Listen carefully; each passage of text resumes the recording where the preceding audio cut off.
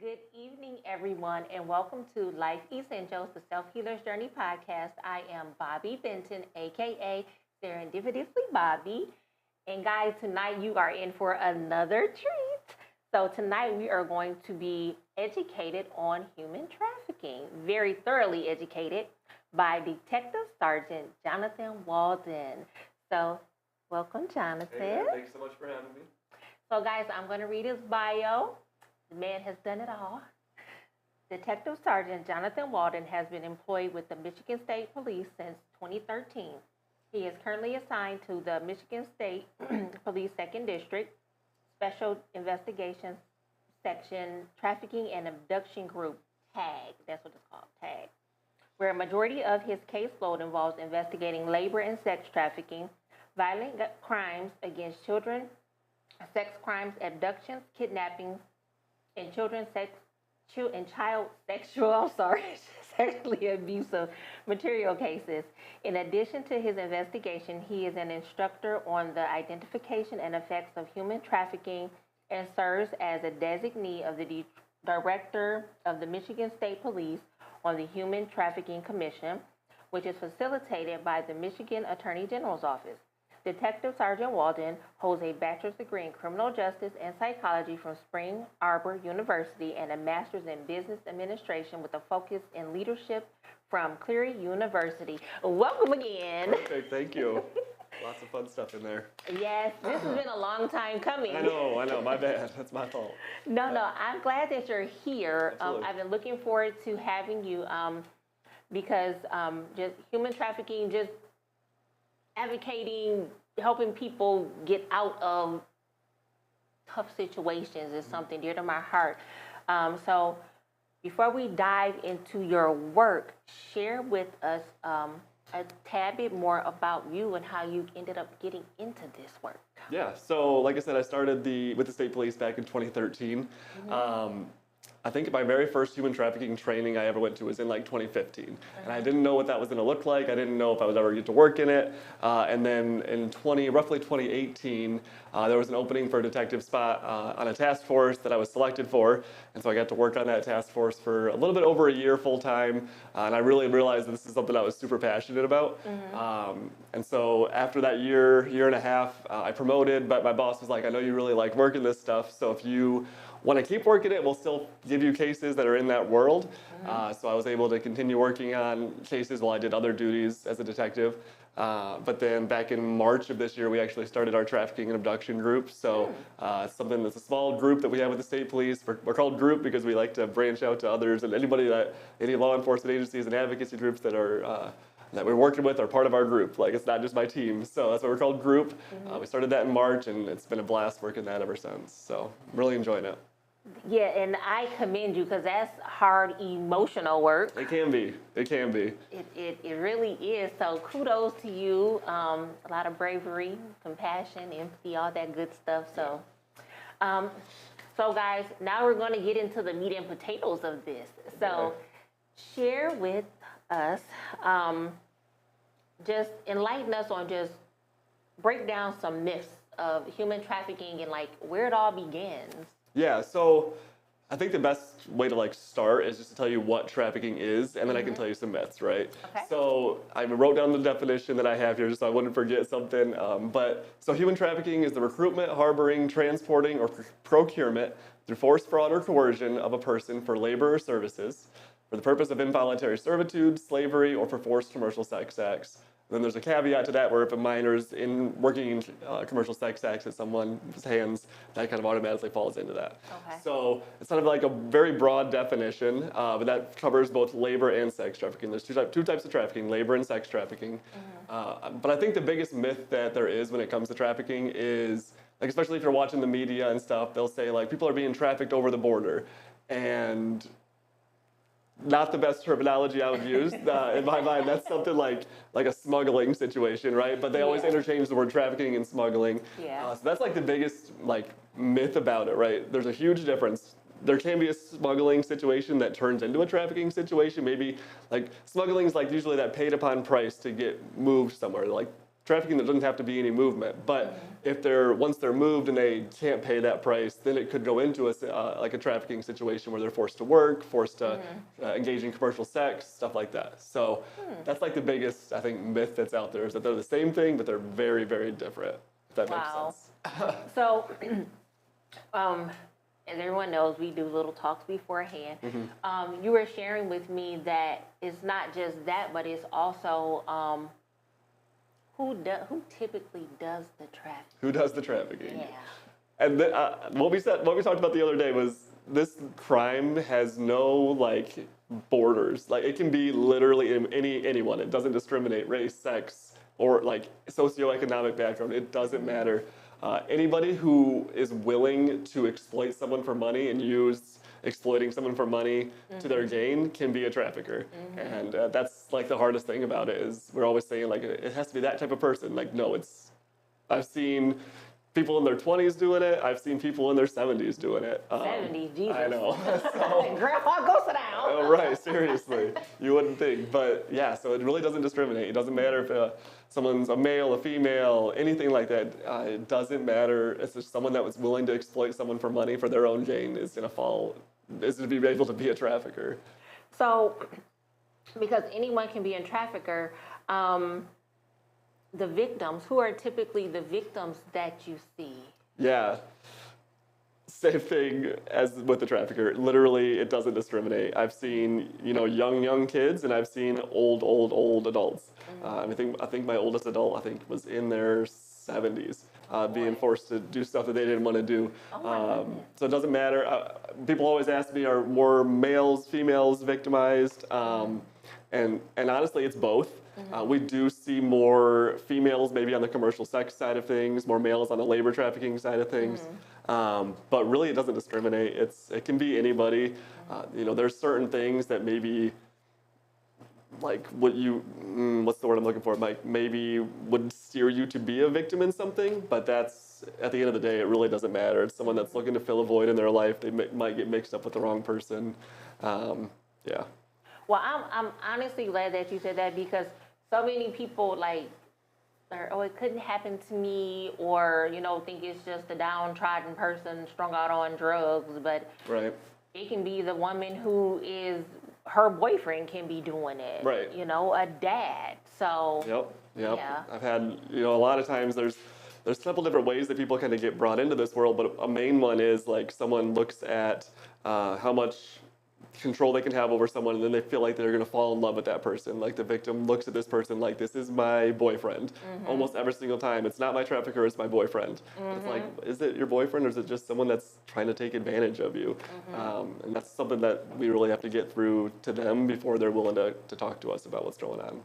You know what? Ooh.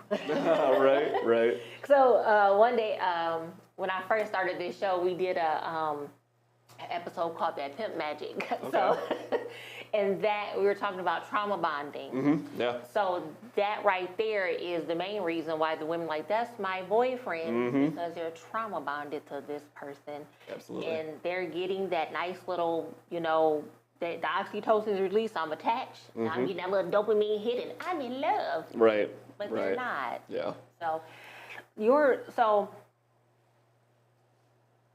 in Michigan, do you know the stats say for Detroit, how many, how does it go down typically? Give me a idea or a example for in the city of Detroit, how it would go down, or what you would see.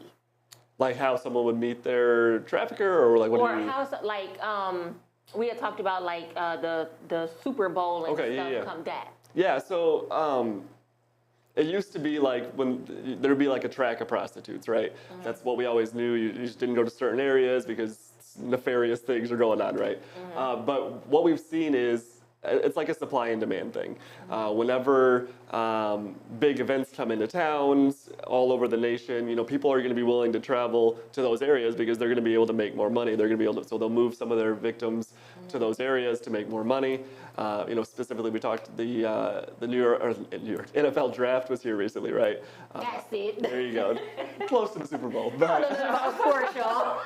So we had the NFL draft here. It was awesome for the city, right? There's so much was booming down there, and we did. I think it was about a week and a half of like undercover type operations and stuff like that, and we met a lot of people. I noticed that the online commercial sex ads were like skyrocketing with the weeks coming in, and then even the weeks during the draft was just so much higher than normal. So we made contact with I think 14 or 15 different females during that operation. Some were most of them had been transported here for the draft purposes because they knew that they were going to be able to make money. So it was a wild, eye-opening experience for me even. You know, the cool thing about our whenever we're doing like operations and stuff is we partner with our victim advocates. So in the state we have, I think it's like 14 different victim advocates all throughout the state. We work very, very, very closely with them. So as soon as like I talk to somebody about what's going on in their life, they get turned right over to a victim advocate just to say like, how can we help you better your life? And so they work with those people. So I think, I wrote it down here, we had, of all the people we talked to that week, we had 14 people that just said, I want some help. And that may have been different for every single person. Some people may have wanted to get out of their situation. Some just might have needed a shelter for a day or two. But our advocates work with a lot of different local groups here in the Metro Detroit area to get them what they need. So it was a wild couple days. I think there was one woman that was here with her 5 kids that were in the room next door. So like there was just a lot happening. Wow. I'm always told like expect the unexpected. I never expected there to be 5 kids in one room just next door to mom. Oh my God. But I mean, she had been brought here for that purpose, right? So it's a tough world to live in. But that just broke my heart. I know it's sorry. Oh God. Not the happiest topic to talk about, but No. yeah, it was a wild time, but yeah. So you mentioned the internet. Like, where are they posting this stuff at? Well, I'm not going to give you specifics. I know he's specific. But don't listen, y'all. Right, for real. I mean, that's the thing. Commercial sex is all over online, and the hardest thing. Like we joked earlier, I look like I'm young. I am young. And when I grew up, like I didn't even grow up with the internet really until I was in like middle school, high school. But now like the internet is in everyone's hands, all the kids. And that's kind of like where we talked about that track a second ago. The track in my mind now is online. Like people meet people online, they think they know who they're talking to, they have no idea who they're talking to. And the next thing you know, they're falling in love with these people and then saying like, hey, I'll come pick you up, we can come over here, life's gonna be great. And they get over here and it's not great. So that's the hardest thing. Like the phone has really just transformed the trafficking world. Like everything is online now. Yeah. And which is scary. What was it? What is it? The guy with the Joseph Project. I forgot his name, but the gentleman over the Joseph Project. He went to what church was that?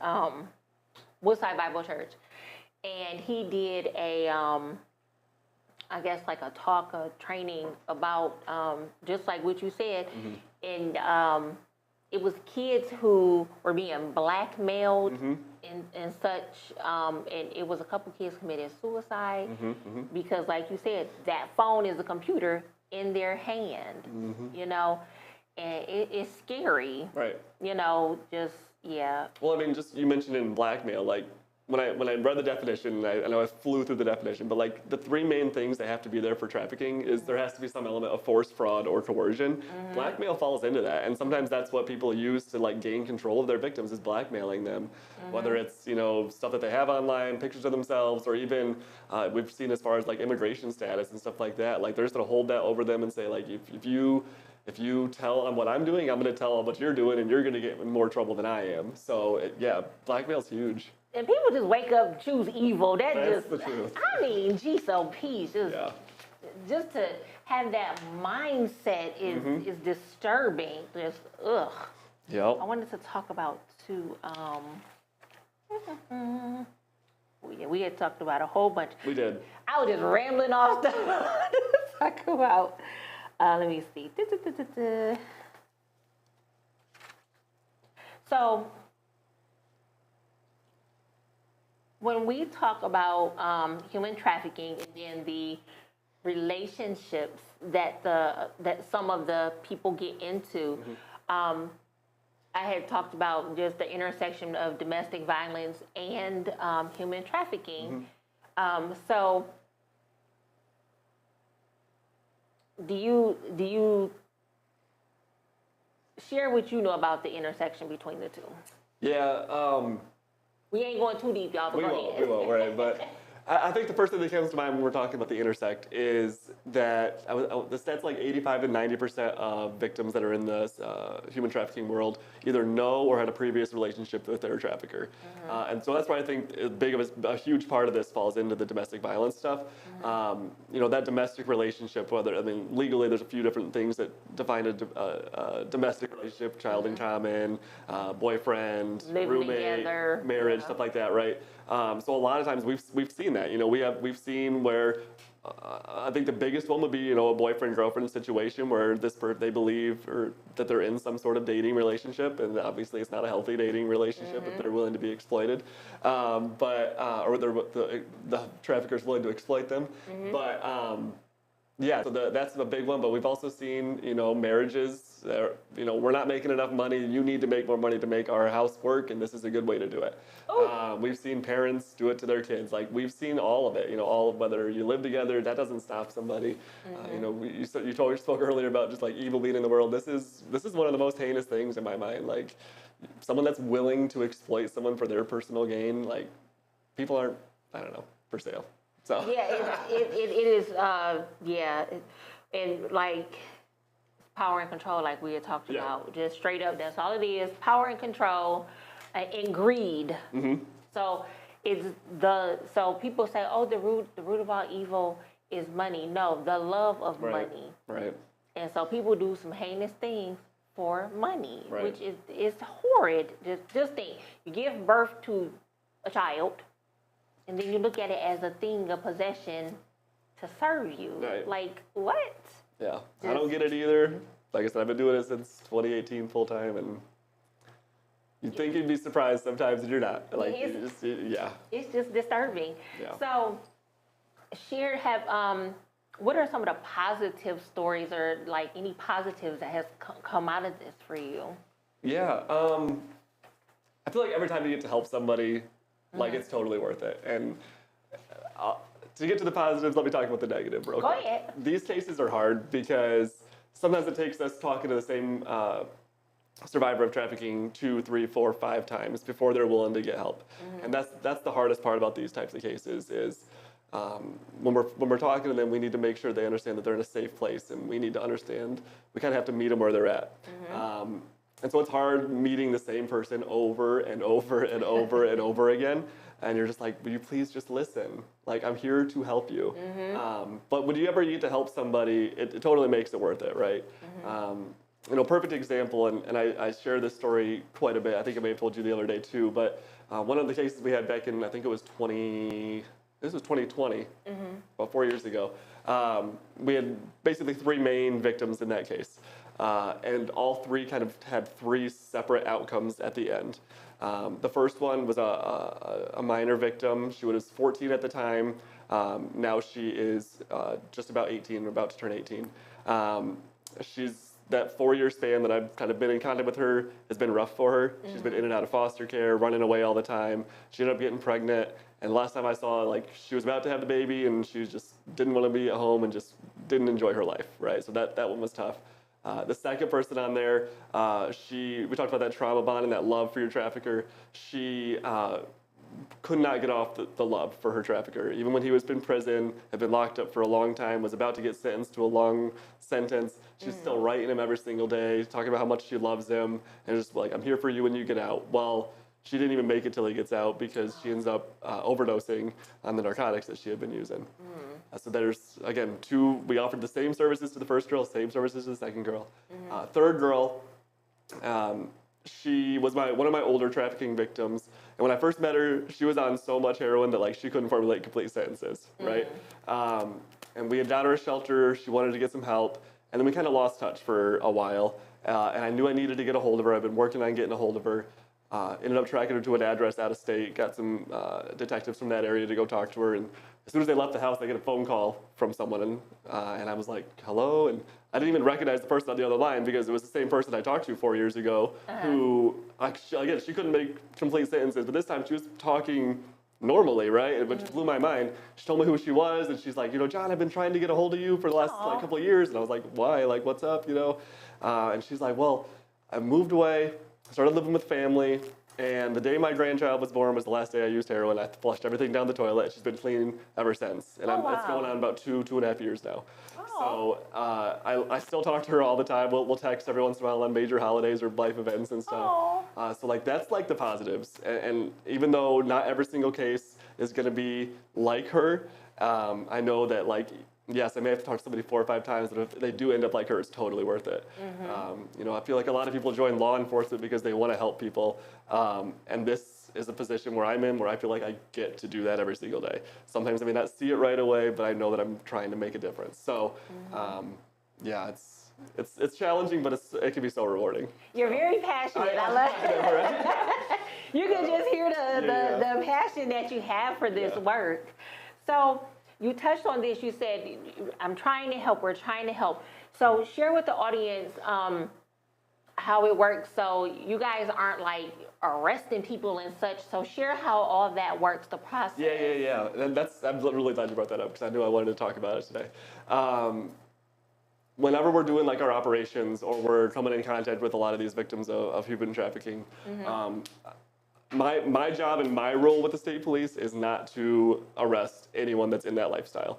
I can tell you, I have never like just charged just a sex worker that's out there. That's not my job. I don't do that. My job is to get people out of situations that they don't want to be in. So as I'm talking to them, that's really what I'm trying to emphasize to them over and over again is like, first of all, you're safe, but secondly, like, I want to get you out of this situation, whatever that takes. And so that's why it's so nice for us to work with our victim advocates because they have so many resources. Like I lean on our victim advocates every single day because they have so many resources that they can provide. They can help with, you know, benefits and stuff like that. They can help just that whole process. So maybe they're not ready to get out right now, but maybe getting some benefits might help them. Like we're going to be willing to do that, and we're going to be willing to walk alongside them in that process. And then if they do want to talk to us, I'm here for them. Like I just want them to know, like you're not in trouble. Like obviously, if you tell me something crazy, like you know, there's a dead body outside, that's my fault. Like yeah, I'm gonna have to do something about it. But like if you're coming to me like, as a victim of this world, I'm here to get you out of that situation. That's all I care about is get people out of situations that they don't want to be in. So. Yeah. Y'all hear that? That's for real. Y'all hear that? So if you know somebody, you think they may be in that world, let them know there's help and they don't have to worry about getting arrested. They're going to get help. So yeah, that's our goal. Saying. That's our goal. That's the goal, y'all.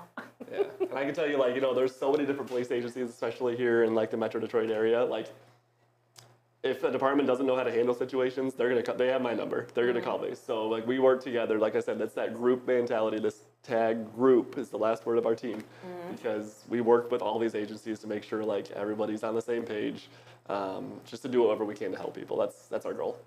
And I like how like the justice system is just taking a shift overall to more being therapeutic based and helping people, and you see a lot more empathy than you've seen in years. Right. I mean, it just even since I've been in the department, you know, it used to be you go to a track area, an area like I said you don't want to go to. You just round everybody up, take them all to jail. That's the end of it. Like, no, we're looking a little bit deeper than that now. Like, we've learned so much over the years. We realized, like, if a victim doesn't want to cooperate today, that means they're probably going to go back tomorrow. And that's just the world that it is. But if they do want help, we're here for them. Like, we're not just going around arresting everybody we can for fun. Like, no, we're here to help people. The days of the Wild Wild West are over. They're over. But I'm happy about that. So touch on some red flags, like so people can be aware of what to look out for to avoid being a victim, and if they see victims. Yeah. I always try to categorize it 2 different ways. There's like the physical consequences you might see, and then there's like the psychological consequences you might see. And these things, like whenever I'm teaching this to law enforcement, I'm always like, these things that I'm going to tell you, like none of them are like criminal, and none of them are like off the charts crazy things that you would never see, you know. These are like things that you just have to pay a little bit of attention. When you start to see all these things like adding up, maybe start to ask questions a little bit, see what's going on. But as far as like the physical consequences, newly broken bones, shattered bones that have healed improperly, stuff like that. Because like I said, we talked about that force front or coercion. Force is a big thing. People that have traumatic brain injuries like that, burn marks on them, people that have been subject to sexual assault over and over again. Those are some physical consequences. People that have reproductive health issues. Those are some of the main physical ones that I would say to look for. And then let me see what else I wrote down. Excessive bruising, bed bugs, things like that. Again, like none of these things, like these things happen to everyday people, like some of these things, right? But you start seeing like multiple of these adding up, maybe see if there's more going on. And then on the psychological side, like obviously like PTSD and anxiety and like the inability to trust people.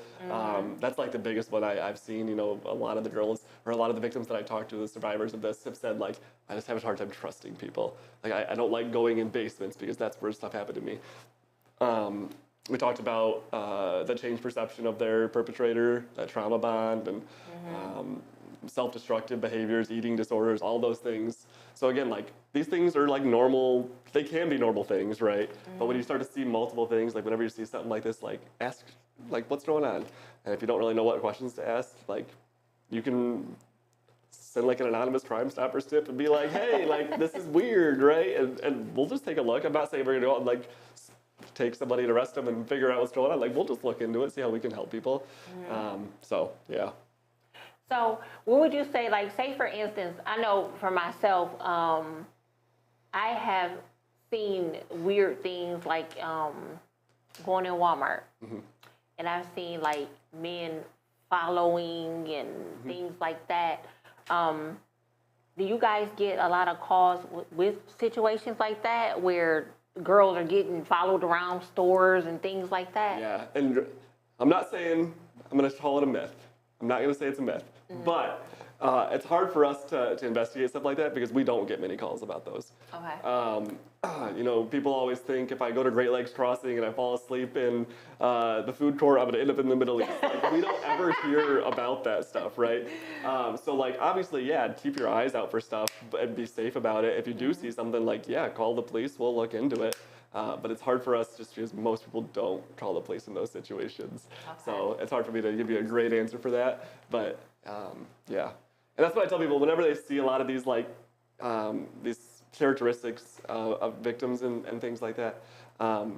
Like your job as like a person of society is not to investigate an entire trafficking case. Like if you're suspicious of something, let us know. Like you can be anonymous if you want to be. I'm cool with that. Like, but let us know because our job is to go out there. We're trained to look for certain things. We're trained to talk to people. We have so many teams out there that are working in this that like if you just give me something, it's better than nothing. So don't think that you ever have to like have a full case before you can call me and say like, hey, go look at this. No, like if you see some weird stuff, let us know. Yeah, it's like the whole see something, say something. Like, again, don't have to do a whole case. Just give me a little bit. And I like that. See something, say something. Because a lot of people like, that ain't my business. You could be saving somebody's life. And I'm that one, my kid's like, yo, you always trying to say the real because I will tell, I'm telling. I'm telling. Right. So, let's see. It's so much, man. Also to go back, we talked a little bit about money earlier, right? Yeah. And that's like the motivating factor for trafficking. I've heard stats out there that trafficking makes more money in the United States than the NFL, NBA, and MLB all combined. Jesus. So if you think about like how high that number is, like it's astronomical. I did some math the other day, and I was like, the average like quota a girl may or a victim may have to make, times it by like 52, and then times it by like the number of like sex workers that we know do get arrested around the nation. Like it was in the billions just about that, and that's not the cases that we're even looking at. Jesus. Like so, it's such a high thing, and that's where you talk about that money being the love of money being the root of all evil. Like someone that's willing to exploit someone, like it's tough. So Yeah. it's a huge number. So do you guys do like so you said like what is that not the Super Bowl, the draft. Yep. So for the draft, you said that you guys like saw the stuff on the internet. So do you guys do like stings and stuff like that? Yeah. We try to be as proactive as we can. The best way for us to make contact with a commercial sex worker is just to make contact with a commercial sex worker. So yeah, we do a lot of undercover operations, sting type things.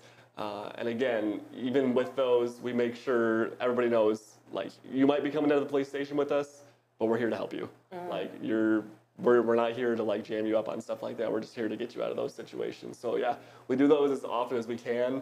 We're a pretty small team still, so we're not doing them as often as we want to be, but I know there's tons of teams, especially here in Metro Detroit, that are all doing them. So we try to work together on the bigger NFL type operations, and then do what we can whenever we're not in the busy season of life, I guess. So. What is that called? It's one night a year. I don't know if it was a year, but what is it called? Well, all of the organizations go out. I forgot the name of it. So I know the FBI used to sponsor like Operation Cross Country. Is that what you're talking about? It's through the FBI because I heard about it through the Joseph Project. Okay, so I know it used to be called Operation Cross Country. I'm not sure what it's called right now, but yeah. So we always work together with all those things. Yeah. Yeah, I like that. To me, that work is interesting because like I think I told you I used to do the street outreach, and I was amazed at what I saw. Yeah. You know, I was heartbroken. Right.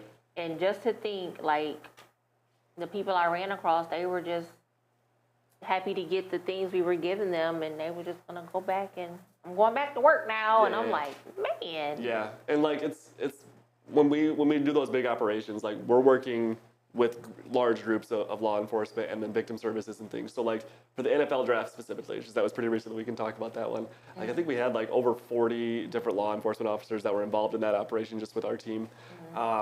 And then we had multiple advocates from the state police. So like we only have 2 that typically work down here full time. We brought in at least one other one, as well as like advocates from other agencies. And then our advocates who have all these contacts out in the field. We had people like Avalon and Turning Point and Common Ground, all these organizations there, like, so we are there to meet the physical needs right then. It's one thing to be like, hey, we can call you if you need shelter, we'll give you a call tomorrow. Like, no, if you need shelter, like, we got somebody sitting right here that will get you in a shelter right now. So it's really cool to be able just to work with all these organizations in the community. And like I said, our advocates, everybody always makes fun of me because I speak so highly of them, but like our advocates are killing it. They do so much for us, and it's in law enforcement, we focus so much on the investigation that we sometimes forget like about the victim at the end. Like we're just like, let's get to court, and then we're like, oh, where's the victim at? Like we sometimes forget. Like that's just the way our mind works. We're so focused. So having these advocates come alongside us, like, yes, I'm still gonna do my best to maintain contact with the victim, but like, you know, our advocates that are there, they're gonna be on the phone with them sometimes 2-3 times a day, trying to figure out what they need and work with the organizations that are around. You know, we're lucky here in this district of Wayne Oakland, Macomb County, where I work, to have so many awesome resources. But at the same time, like, there's not enough. Like, there's not enough shelters out there. Like, it is not. There's some days that I feel like I'm driving, like, Saginaw, Midland, just to get somebody into a shelter. But, you know, we're willing to do it. So if somebody needs help, we're going to be willing to do whatever we can to get them out. So. You know what? That is so commendable, because sometimes people are like, oh, Cam didn't call us back. We got to figure out, like, it is rough. So funding-wise, like, do you know, like, how much money is the federal government giving towards human trafficking? It has to be a lot.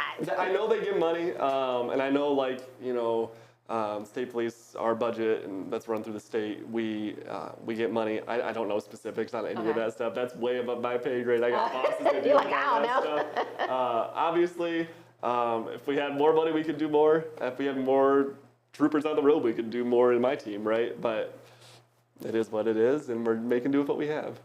So for your team, like, how many officers total is it?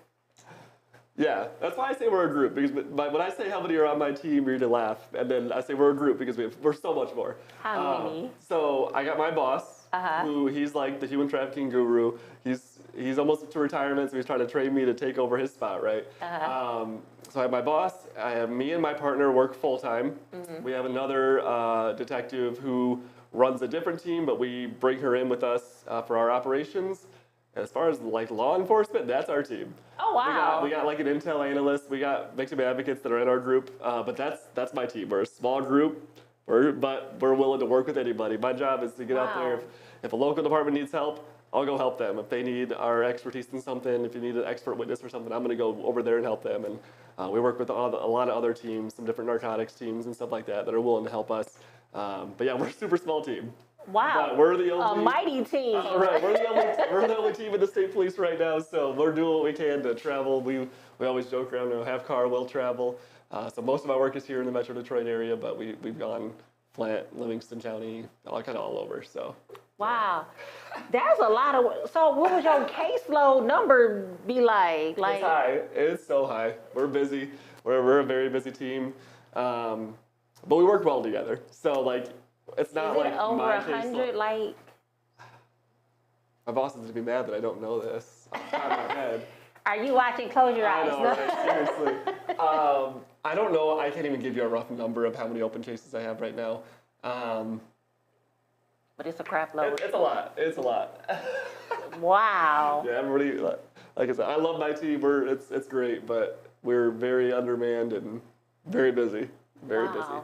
So that's why it's great, like, being with the state, my jurisdiction is the entire state. So if a local department needs help because they don't have a certain knowledge in this world, I'm going to go embed myself with that local department for a week, and we're going to work a case together. I'm going to help them get the resources that they need. They're going to have their advocates work with our advocates. That's why this group it's a group. We're all in this group. We're just, we're united we're just four of us together. to do it full time, but we're all a group. Wow. I know. But like I said, we're not the only team in the state that does it. Federal, like FBI, HSI all have teams. Some local departments have teams. So we're just our small group. Yeah. Okay, well, they need to start hiring some people because Right, we are hiring. Shoot, feel free. We're y'all hiring. can match my salary. Here I come. Well, yeah. But no, I mean, wow. But that's Yeah. just like with correct. Like I was a probation officer for MDOC for a few years, and I had an all-female caseload. I had 300 women by myself. That was a lot. So I could just imagine what you got. Yep, Oh man. it's busy. It is busy. But So how does that what does that day start? Do you start like at 8 a.m. and end at 5? Like how do you? I mean, I do have a set schedule. I start super early, get off as early as I can. But at the end of the day, like, this is not a 9 to 5 position. Most of my cases come in the middle of the night, so my phone rings all the time. And sometimes it's like, a trooper going to a call for service or on like a traffic stop, and they're seeing some things that are suspicious to them on that traffic stop. They'll call me and say, "Hey, Sarge, this is what I got."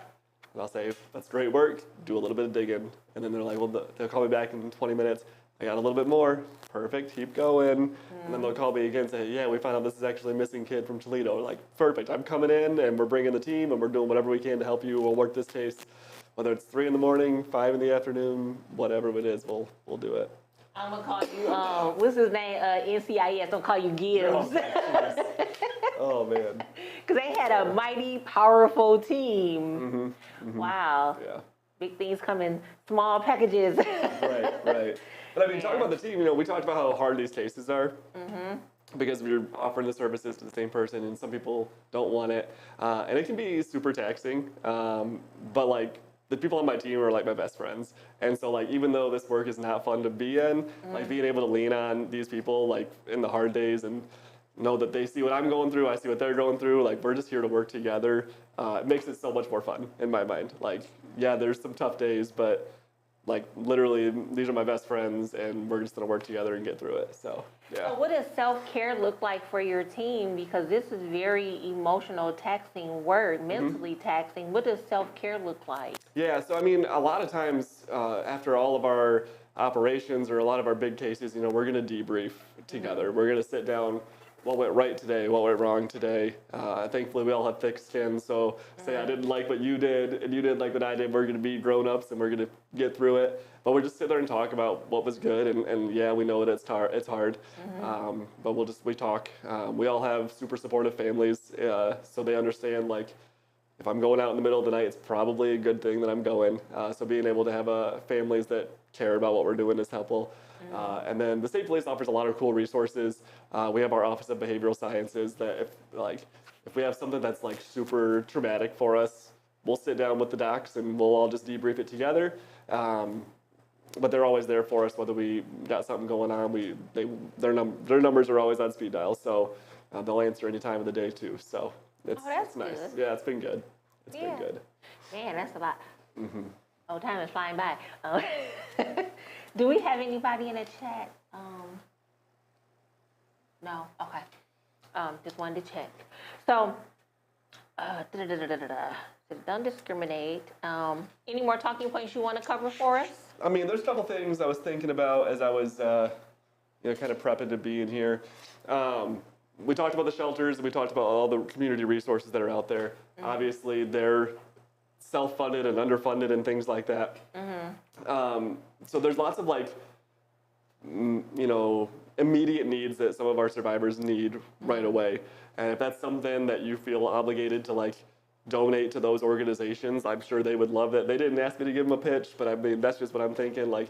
Obviously the main immediate need that they need is safety. And that's something that we're doing our best to do. But even just food, clothes, just understanding basic life skills, volunteering at some of these organizations to help them understand what the life skills they need, help them get a job, because those psychological impacts are hard, and they need someone to kind of walk by them, beside them. So as much as I shout out our victim advocates, these groups in the community are so awesome. We couldn't do our job without them. So I'm sure that they'd like a little shout out. So I'll give it to them. Yeah. Y'all, he got y'all back. That's right. That's right. No, I think that's good. I know, what church is that? Genesis Church, they have part of South Oakland shelters? Okay. Where they travel from, when it gets cold, the shelter, the different churches in Oakland County, they just open the church up, and each a set of weeks, they just jump from church to church and stuff, and they donate underwear, socks, stuff like that. Maybe that's something I could. Amanda, I'm gonna call you. There you go. There you go. Because she's really good. My friend Amanda's really good at getting stuff. Yeah. Yeah, and you know what? It's when people are being trafficked from state to state, it's they don't have anything. Don't have a home, and they're say for the draft, they just were shipped here with nothing. So when y'all get them, they are gonna need everything. Yeah, it's wild. It's wild, and that kind of goes to some of those red flags that people ask to look for. If you see someone that has no clue where they are, maybe figure out why. We had a case not too long ago where we were talking to this girl, and she thought that she was in Toledo, and we were like, actually, you're in South Lyon, Michigan. She's like, where in the world is South Lyon, Michigan? So Wow. I mean, that could be another red flag. People don't always understand the area; they don't know where they're at. Maybe ask some questions about that. Again, if it's not a safe, I'm going to tell you right now, if it's not a safe situation for you to go up and say, hey, is everything all right? Don't do it. Don't do it. Obviously, your safety is also paramount. Call somebody and let us ask them.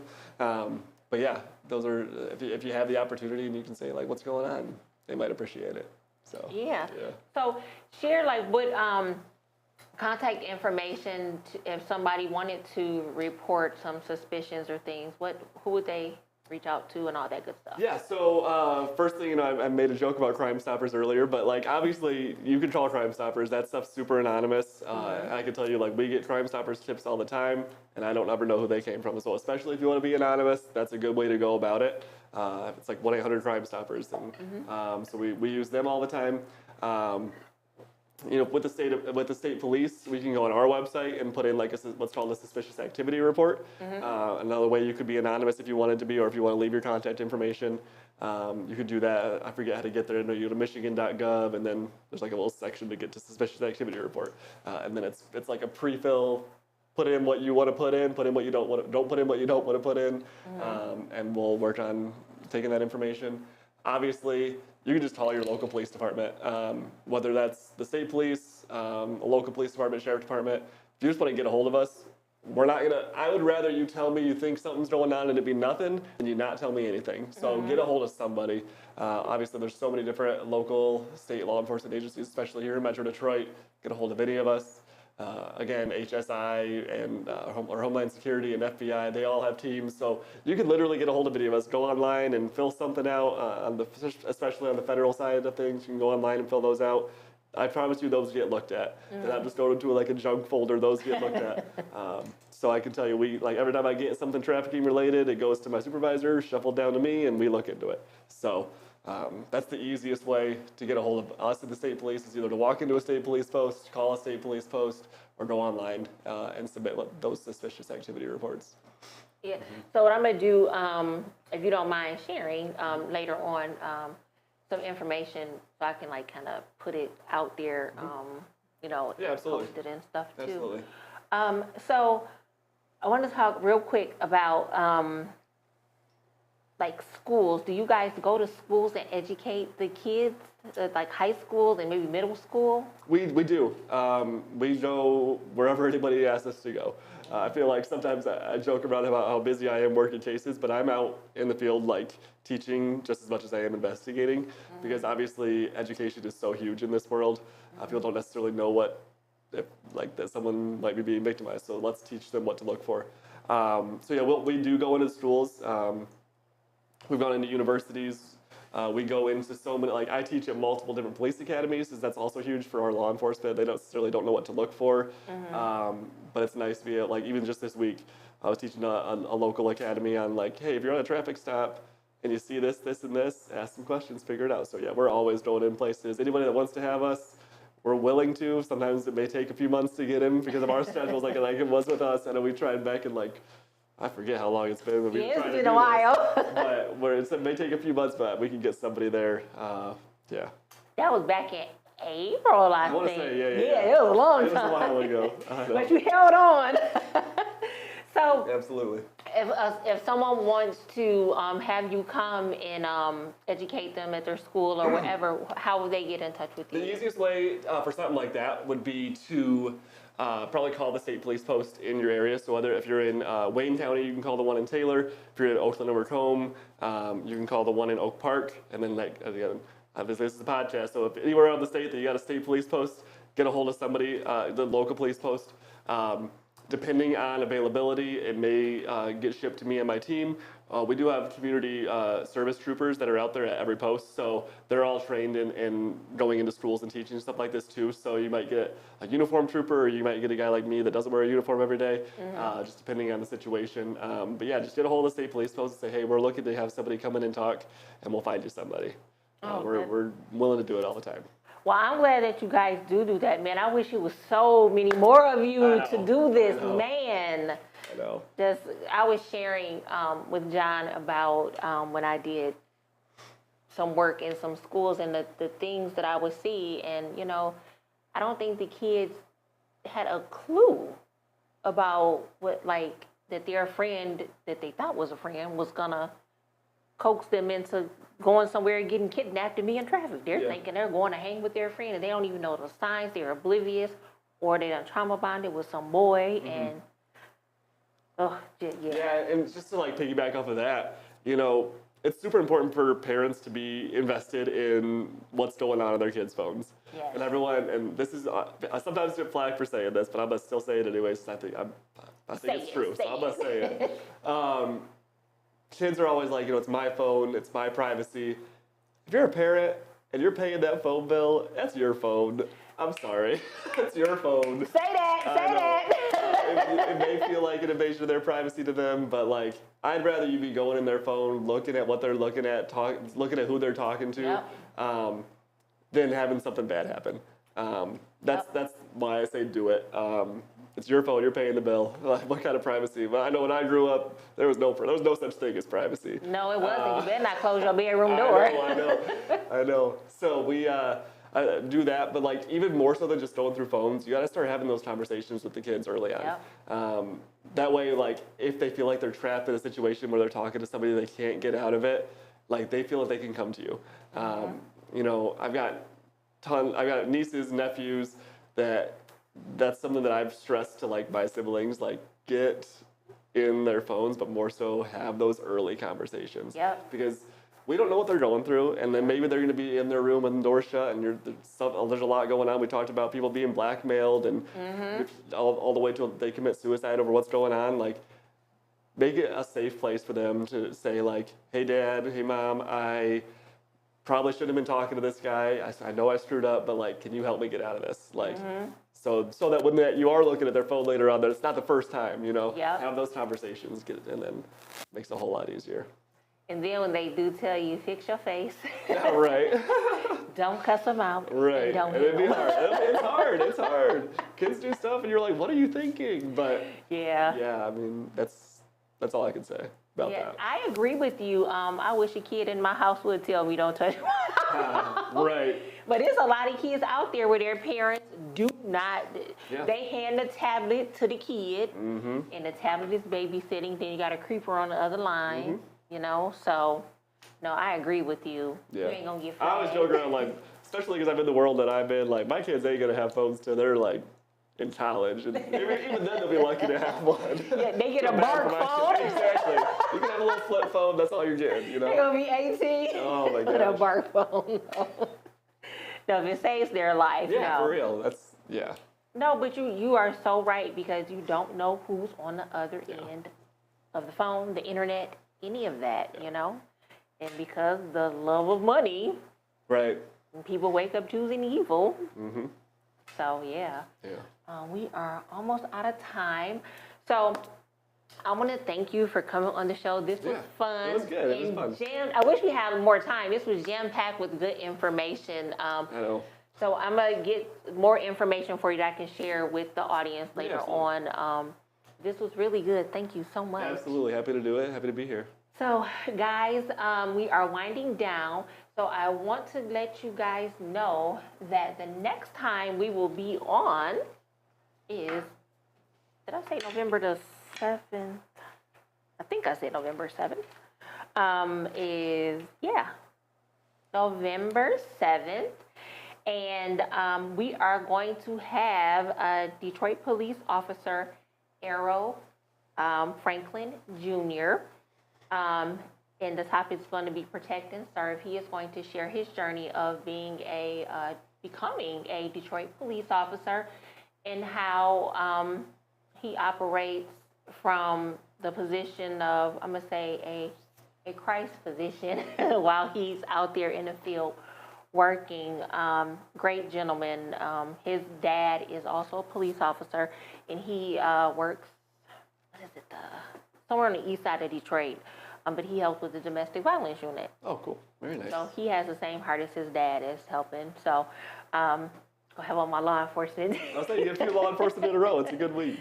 Yes, so A few weeks. just join us not next Thursday, November 7th, live on YouTube and Facebook at 7 p.m. With my special guest, Errol Franklin Jr., as we talk about protecting and serving in his journey into law enforcement. And then once again, Jonathan, I want to say thank you so much. I'm trying to think like how I can get you back and get you to share more stuff. As long as it took me to get here this time, it'll be even longer. Next summer, no. I'll get there eventually, but Next maybe. summer, no. So what would be cool is if you could come on with some of your advocates. Oh, yeah. That right there would be phenomenal, and they could share the resources and everything. Because I do like to have organizations come on and share their resources, because it's Life Essentials, a self-healer's journey. It's all about healing. So advocates are helping heal, you're helping heal. So, and I just want to just thank you for doing the work that you do. I did not know so much weight was on you. That's a lot. Yeah. So I will be praying for you. Thank you. You know, when I was on the phone with you the other day, I told you one of my good friends told me a quote one time that I always think about, and it's, you know, some of us, like, when we're dealing with these situations, they're like, it's always this person's worst day. It's their worst day. And some of us have to go into those situations with our guns drawn. Some of us have to go into those situations with open arms. And some of us have to do both. And that's kind of the way that I try and handle those situations. But that's just how it is. It's all these organizations that are out there are so helpful for us. Whether it's us in law enforcement, those organizations, we couldn't do it. We couldn't do it alone. So Yeah. Well, they have the right person in that I'm glad to meet you. Absolutely, absolutely. So, guys, we are going to sign out now. So you wait here and say goodbye, and I'll say goodbye here. Bye, guys. Thank you.